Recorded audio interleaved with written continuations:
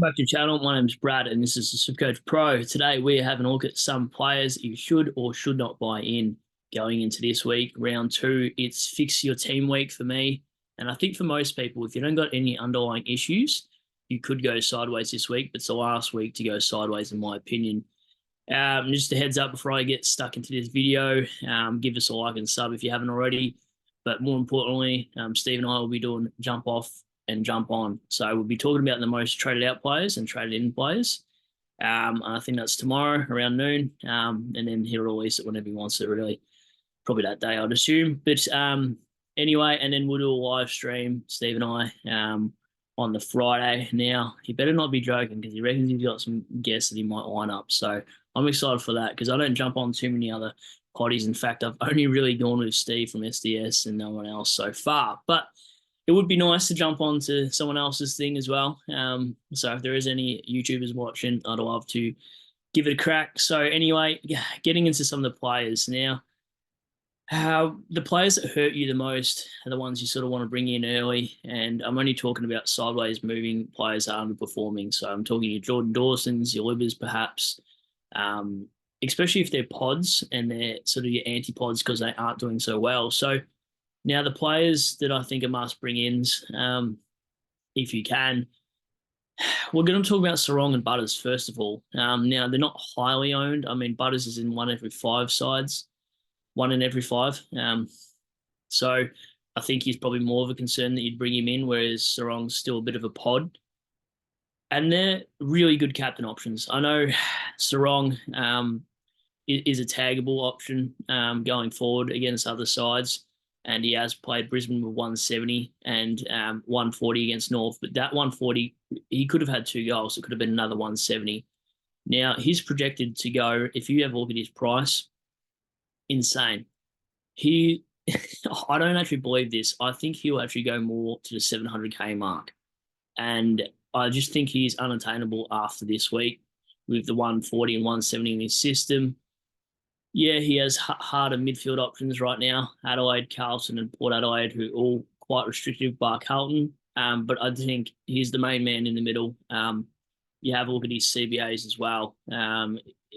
Close this, whatever that is about. Freo CBAs. DFS Australia always tells us what we need to know. 85, 86%.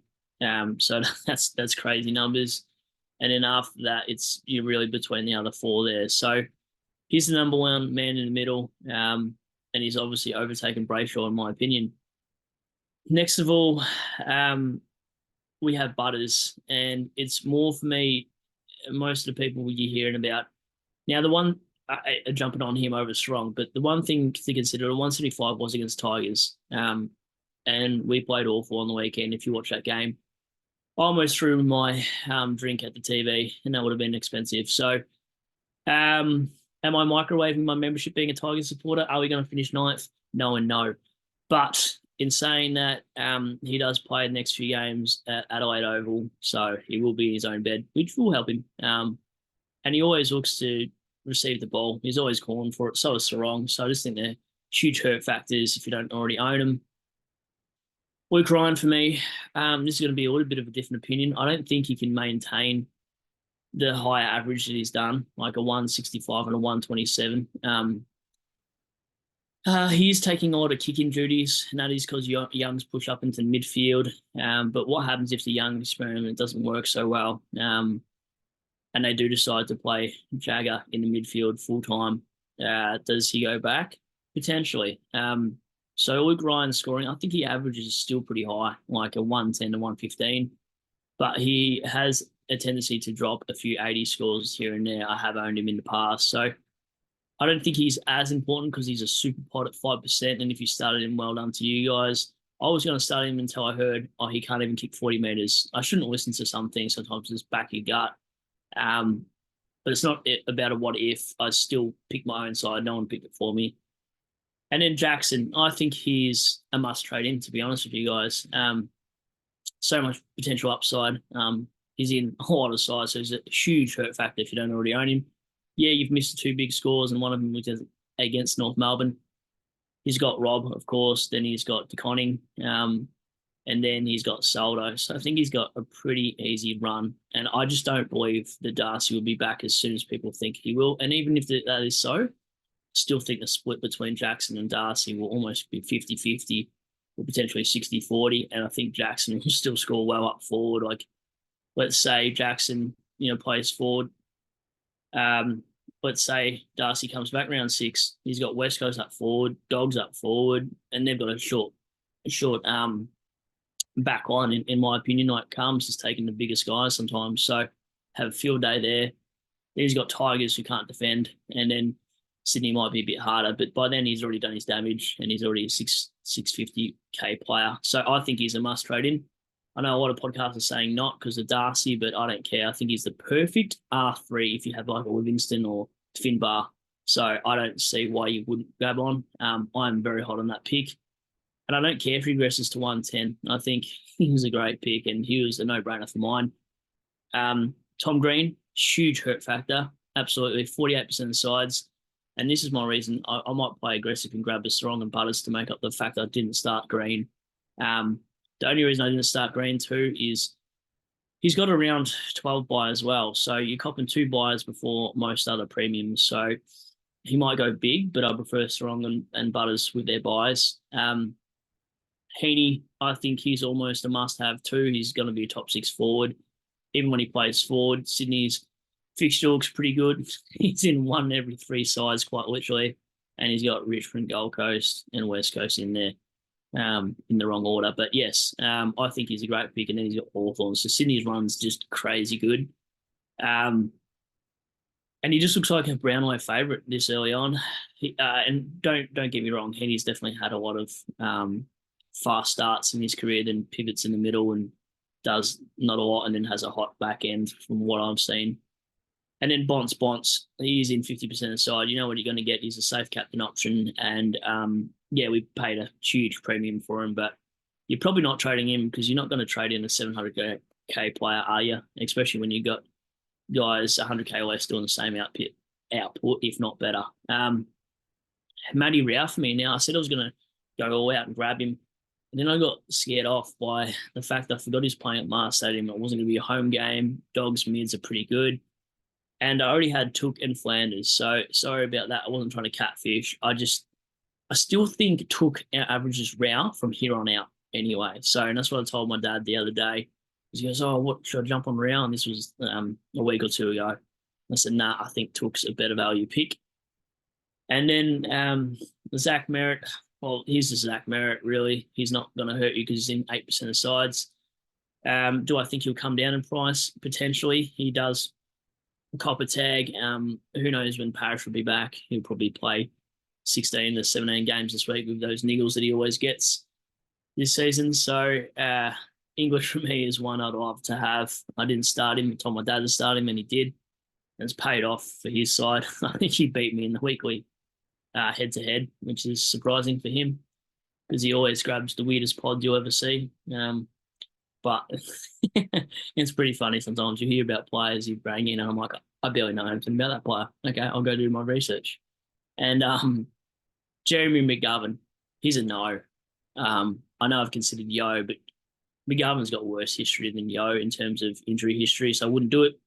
Track, you don't grab until after the bye. Took, I think, is a great value after his bye. You wouldn't bring him this week in case something happened at training. I always worry about that kind of stuff going early on a pick. Look at that, 116, 137, 115. You know what you're going to get from him. Do I think he's a VC option? Not quite yet. Setterfield you wouldn't look at. He's injured anyway. Rory Laird, you know what you're going to get from him. And this is the thing I've said all preseason, Crouch will hurt Dawson's scoring, not Laird's. And it's true. He's still averaging 122 with Crouch inside, and Crouch is a better pick than Dawson, which I already thought would be a thing as well. And then Sheasel, I think he's a must-have too. I think he's in 51% of the side, so good pickup. And then Crouch, I don't mind a pick still. I don't really care what anyone else says, saying that, what happens if Adelaide need to mix up their midfield. I think Crouch is just a mainstay regardless. He's getting majority of CBAs. And even he's averaging top 11 in the midfield as it speaks. So I don't know why we're underselling this pick, to be honest. I've listened to a lot of content of late, and no one's really hot and crouch. But look, he's second in line behind Dawson, and I think that speaks volumes of how good he is. Yeah, he needs 30 plus touches to do what he does, but I think he's a great pick at that price. I wouldn't grab him after this week, but great value, great pick, and I love it. Moving on to some other players, Mackay ain't going to jump on for North Melbourne. No, because if he does fail, he is the antipod. I'd prefer Tom Powell. Stewart, you know what you're going to get. That should have been a 180 game. Champion Data, what are you doing? So I think he's a good bring in for Young. Steele, I went sideways from Nick Martin because I saw Steele's potential, and he goes 120, and I think he's almost back to his best. Like, he's at 95% of what he has been in the past when he was a Jet. Harris Andrews wouldn't look at. I think he's probably around the mark for the top 10 to 12 range of defenders, but he will have a low game, and I'm not interested in that sort of key defender intercept role. Does scare me off a little bit. Flanders, good off his bye. I think he's a no-brainer. Probably should have started, but he only went up 34K, so you're probably not losing too much in that sense. Whitfield, I know a lot of people are going to jump on him after his bye, but he'll just miss 1 or 2 games. He'll get concussed or something stupid, and I don't love that pick. I feel like you're going to have to use a rookie some weeks to cover him for something stupid.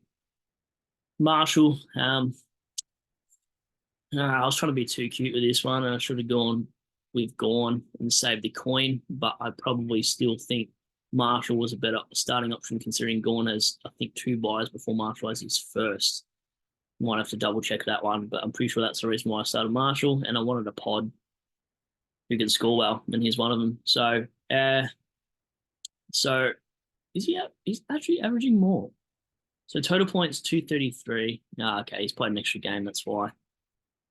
So what are the scores though? I do want to know this. Gawn is probably a guy, excuse me, that you should have started, and I didn't because I'm an idiot. But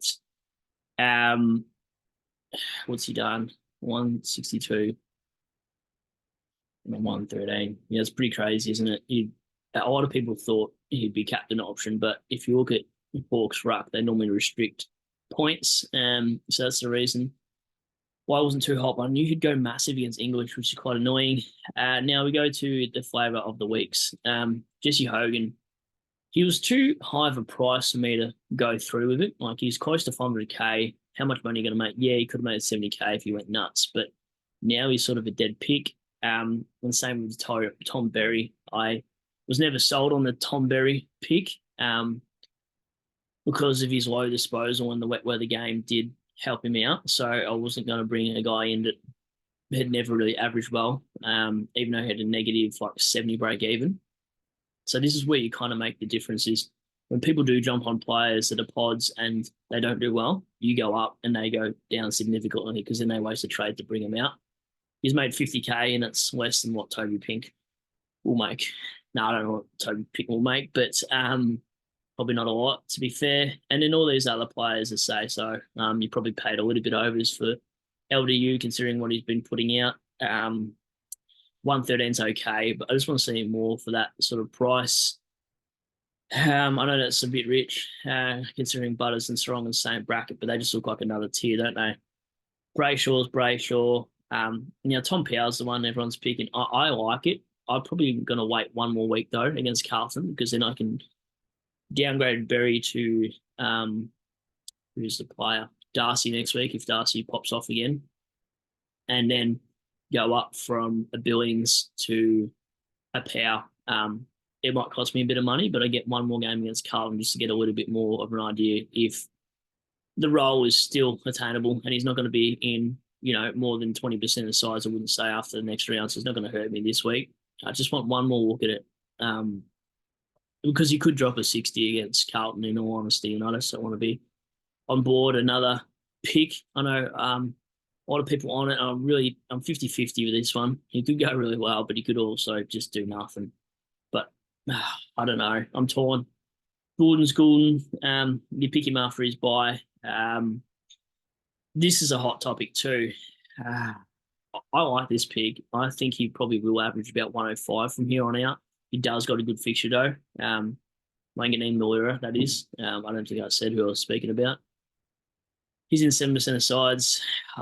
He's got Richmond Essendon somewhere. Yes, he's got him next. And I think he's going to go really well in those two games. So I think it's a now or never pick for Young if you're going to do that. Or you go up to Luke Ryan, Tommy Stewart, or Sheasel. Sam Darcy's the one I'm talking about. So I should have started him, but he wasn't named round one. So there was no point. I was a little bit worried that he wouldn't get a game, but he's got West Coast. And if you start this pick, you're a genius because how you were meant to know who's going to come in is insane. Cherry is a good one too. I didn't think he'd be better picked than Grundy, but it looks like he is. And I've been tempted to go him down to Grundy to make, what is it, 85K or something like that. I'm not sure if it is worth it because then you got to upgrade that spot again. So you're kind of wasting two trades. Is something to consider. Dacos, now if you've got Dacos in your midfield, you could probably trade him. But if he's in your back lines, it's not worth it, to be honest. He does got the Finn McGuinness tag coming up, potentially. We saw what he did to Clary. And then he's got a buy. So if that's your only issue, I'd go for it. But if you've got more pressing issues, you're probably flying and you probably don't even bother wasting a trade. But I don't mind playing aggressive round two, but you just don't play it aggressive round 3 and 4. Doesn't make any sense. And then the rest, Massimo is a must bring in. Like everyone went early. I went early because I watched his games again. And I just liked what I saw from them chip mark style of play that Mitchell does. It just screamed like a no-brainer. You know, some people on Twitter are like, oh, he's going to score 50 this week. Yeah, he might every now and then, but I just think he's the only good rookie down back. And I still like Zach Williams down back, strangely enough, even though his tog's been bad and he hasn't finished off last half. So I think that week break will be all right for him if you go and Caulfield up. The rest, Grundy, if you want to get out of this pick, it's probably now or it's after his bye. And then players like Yo, you probably should have just started and not bring in because you know you're going to have to trade him out at some point when he gets injured. Does he play for 24 rounds? I don't think so. But hats off if you started the pick because he looks all right so far. He's got the CBAs and the role you want him to have. So, yeah, I like that pick. It's just his TOG is pretty low sometimes. Well, I mean, you can even see he's only got 86 minutes played average compared to some of the other guys. So, Warps has got 95. Like, there's a bit of a difference. Briggs, bounce back there. You don't hate it. I can't believe he's only 1.5% of sides. That's insane. Probably a lot of people traded him out the other week when he scored a 50. Newman, he could be anything this year. I still like the pick at that price. And then the rest, I'm not sure there's too much to talk about because I'm going to have to save some of these things to talk about in the live stream with Steve, I suppose, in the comments as well. And the jump on, jump off segment, don't want to ruin that either. But cash cows, that's the negative break even. So, Mackay's break even's not bad too. Price projected changes. This is probably more relevant. So, Dempsey's a good one to jump on. Didn't look at that. It's 60K jump. Mackay 60K jump, but that depends what he scores against North heavily. And then Power. So some of these guys, people picking because they're going to make the same as a rookie in 1 week, I suppose. Out of these ones, who do I like? Massimo, Dempsey, obviously Roberts, Power. Mackay I don't love. McKercher, you probably should have started him anyway. I saw a few YouTubers not start him. That was confusing. But then again, I didn't put Sanders on my field this week, so can't win them all. Jared Irons, I like the pick, but you're probably not going to use a spot in your midfield for it when you've got rookies doing what they're doing. Carroll's interesting. Walsh is meant to be returning in a couple of weeks. I never believe the media. I think it's going to be a bit more back soreness. I just can't see Jack Carroll losing his spot with Doherty going out that side as early as he did. And he won't be back because I'm pretty sure he did an ACL.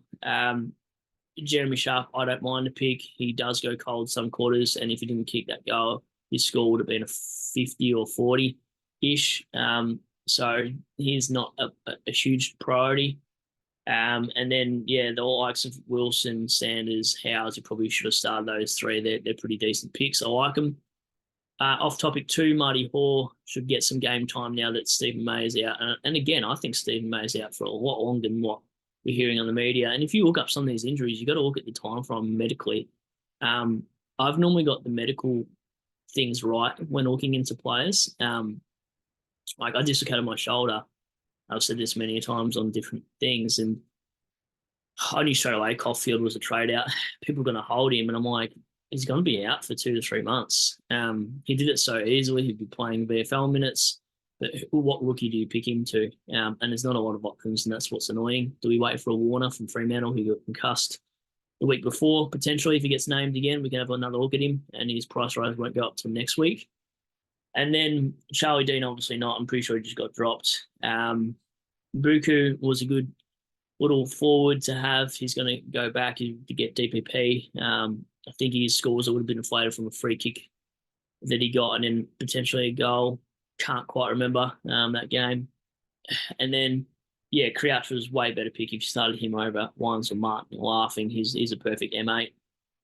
And then the rest, yeah, Cherry, if you want to do it, like I said, you could go for James Jordan, great pick if you started him. I didn't start him because I had too many players like Heaney, Grundy, and Dacos all in the same buy, and I couldn't do another one.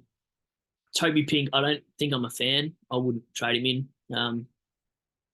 He's a key defender, and I think he'll probably just peak out at 220, and he'd be a really, really slow burn. I can't see a spike game from him. He averages like 10 disposals in the VFL and stuff like that, I'm pretty sure, when I've looked at his stats. And that's what I do when I look at rookies. I look at how well they performed in the other leagues, how many disposals they average, because that gives you a fair idea if they're a guy that's a lockdown or if they're an intercept sort of player or if they're a halfback role. You can also see the positions they've played over their seasons. And then any of the others, I probably wouldn't be grabbing. Windhager's interesting. I like him as a pick, to be honest. I've thrown some crazy things on Twitter with some trades, and he was one of them. He's going to get the CBAs. I probably should have used this a little bit more. Like, I mean, I've had it in here, but now the news of Crouch going down, I don't mind the pick. Crouch goes down, so then what happens? Windhager gets 83% time in the middle. It'll be interesting to see ins and outs of St Kilda, but I don't mind the pick. I think he can do all right. He grabbed a 104 or something like that. What did he grab? Let's have a look at it a bit. What's the time? All right, I've only got a couple minutes, I reckon, in this.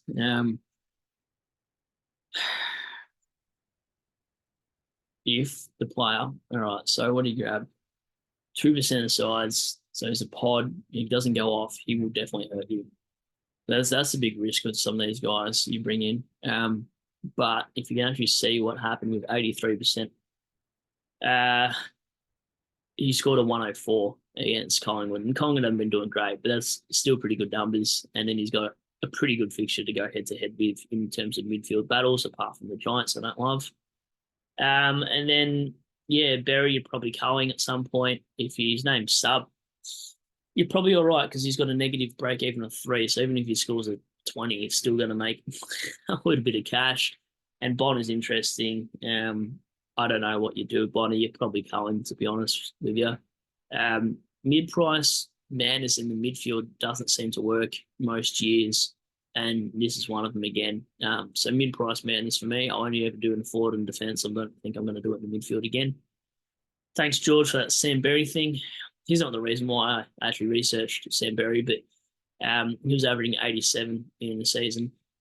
I can't remember which season. So I don't jump on because another podcaster will say things, but if a podcaster mentions a side, particularly a player from the team they support, then I'll start researching on that player. And Berry is one I probably got a little bit hyped into. Didn't look at him until maybe 2 weeks before the season, and I thought, yeah, maybe I will jump on.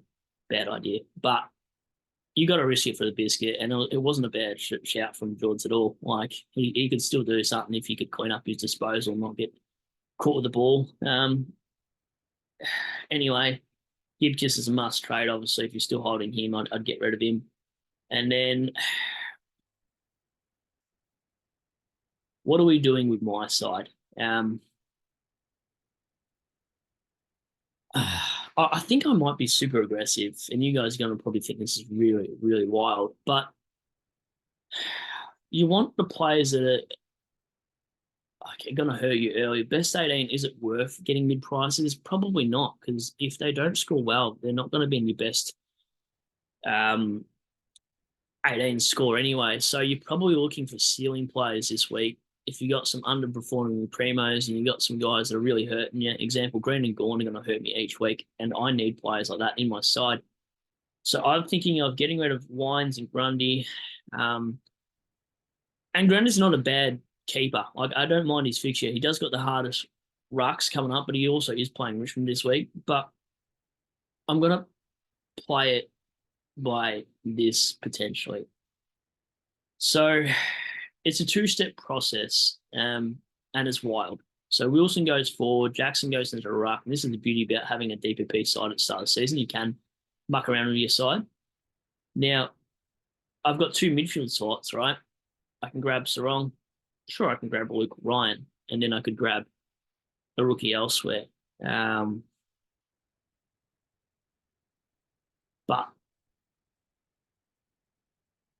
that's still not enough for a Tom Power. That is my issue. So do you just go a Butters, Sarong, right? Because Ryan's not going to hurt me. These two will. They're, what, 20%, 13%, and then grab Cash Cow. Now, it's probably a weird one, but the best scoring potential out of any of these Cash Cows, if I actually go filter this again, my internet hates doing anything sometimes when I'm on a live. I'm not on a live when I'm doing a video recording. Anyway, they're about to make the same amount of money. Yeah, he's 100K less, but Williams has scoring potential over Pink.